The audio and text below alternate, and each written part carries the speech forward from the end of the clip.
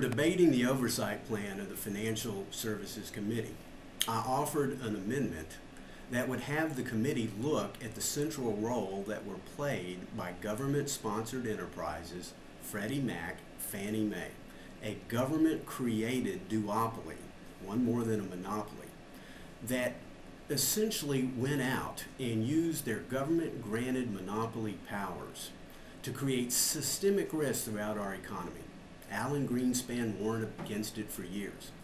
But Congress, as they point the finger at everybody else, also needs to point the finger at themselves. For years and years and years, there was legislation and regulation that either mandated, incented, or browbeated financial institutions into loaning money to people who couldn't afford to pay it back.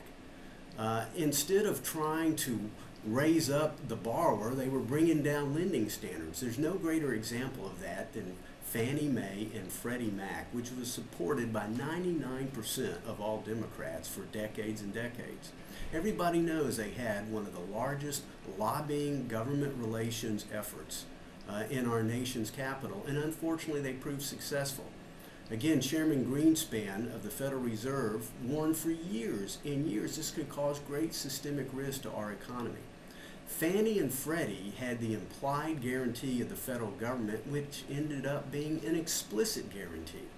And now their regulator says this is going to cost taxpayers probably over $200 billion. How many kids won't go to college? How many small businesses won't be launched because of the $200 billion caused by the congressionally chartered government-sponsored enterprises? They put the government seal of approval on bad lending practices that spread like a virus throughout our entire lending community and brought down a great economy of a great nation.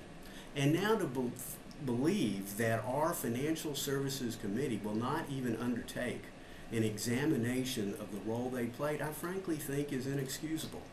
I serve on the Congressional Oversight panel for the TARP committee. There is no doubt in my mind that there was a central role played by Fannie and Freddie. They weren't the only cause, but they were certainly the central cause. And it is just beyond me that we would have rejected on a party line an investigation into the role that they played into the economic turmoil we have today.